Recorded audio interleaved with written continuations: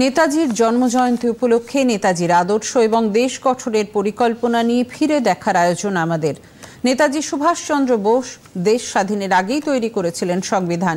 তার ভাবনায় সেই সংবিধান এবং রাষ্ট্র গঠনের নীতি নিয়ে আমাদের প্রতিনিধি সুদীপ বেরার একটি প্রতিবেদন। নেতাজি সুভাষচন্দ্র বোসের দেশপ্রেম প্রশ্নাতীত। নেতাজি থাকতেন কলকাতার এলগিন রোডের এই বাড়িটিতে। এই সেই ঐতিহাসিক গাড়ি যেটাতে করে সুভাষচন্দ্র বোস সে রাতে ভারত ছেড়েছিলেন। বাড়ির দ্বিতলায় তার শোবার ঘর। এই ঘর থেকেই নেতাজি মহানিষ্ক্রমণের পরিকল্পনা করেছিলেন। স্বাধীন ভারত গঠনের স্বপ্নে বিভোর নেতাজি দেশের উন্নয়ন ও পরিচালনার ক্ষেত্রেও বেশ কিছু সুনির্দিষ্ট রূপরেখা তৈরি করেছিলেন। তার মধ্যে অন্যতম হলো সংবিধান রচনা। দেশ চালনার প্রধান ভিত্তি তার সংবিধান। তাই নেতাজি চেয়েছিলেন সম্পূর্ণ ভারতীয় ভাবধারার ভিত্তিতে তৈরি হবে ভারতের সংবিধান, জানালেন নেতাজির বংশধর, নেতাজি রিসার্চ ব্যুরোর কর্ণধার সুগত বসু। সুভাষচন্দ্র দেশবন্ধুকে চিঠি লিখেছিলেন 1921-এর মার্চ মাসে যে এখনই আমাদের স্বরাজের ভিত্তির ওপর ভারতের কনস্টিটিউশন তৈরি করতে হবে, এবং 1923 সালে স্বরাজ দল দেশবন্ধুর নেতৃত্বে একটি স্বরাজ সংবিধান লিখে ফেলেছিলেন। স্বরাজ কনস্টিটিউশনে ছিল কি? স্বরাজ কনস্টিটিউশনে ছিল কিভাবে একেবারে নিচুতলা থেকে, গ্রামের থেকে কিভাবে ধীরে ধীরে একটা ভারতীয় ইউনিয়ন গড়ে তুলতে হবে।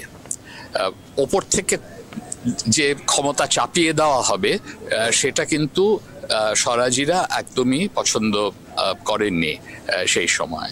তাই এটা মনে রাখা দরকার যে সুভাষচন্দ্র সবসময় মনে করতেন যে আমাদের স্বাধীনতা লাভ করে একটি পপুলারলি ইলেক্টেড কনস্টিটিউয়েন্ট অ্যাসেম্বলি তৈরি করে আমাদের স্বরাজ সংবিধান তৈরি করতে হবে। আমরা কিন্তু কোনোদিন পপুলারলি ইলেক্টেড কনস্টিটিউয়েন্ট অ্যাসেম্বলি পাইনি, সেটাও আমাদের আজকের দিনে মনে রাখতে হবে। তাই নেতাজির চিন্তাধারা আজকের দিনে আরো প্রাসঙ্গিক হয়ে উঠেছে। নেতাজির পরিকল্পনা ছিল সাম্য এবং ঐক্যের ভিত্তিতে স্বাধীন ভারত এগিয়ে নিয়ে যাওয়া। গোড়া থেকেই তিনি চেয়েছিলেন ক্ষমতার পূর্ণ বিকেন্দ্রীকরণ।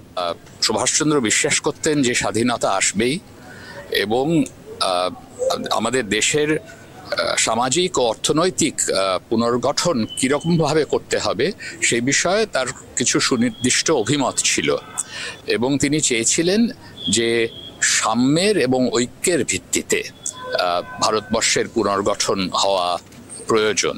এবং উনি সবসময় বলে এসেছেন সেই 20-এর দশক থেকে বারবার যে উনি চান যে ভারতবর্ষ যেন একটি ইন্ডিপেন্ডেন্ট ফেডারেল রিপাবলিক হিসেবে গড়ে ওঠে।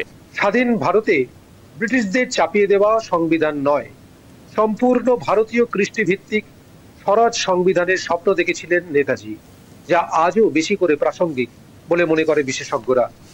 সুদীপ বেরার রিপোর্ট, দূরদর্শন সংবাদ, কলকাতা।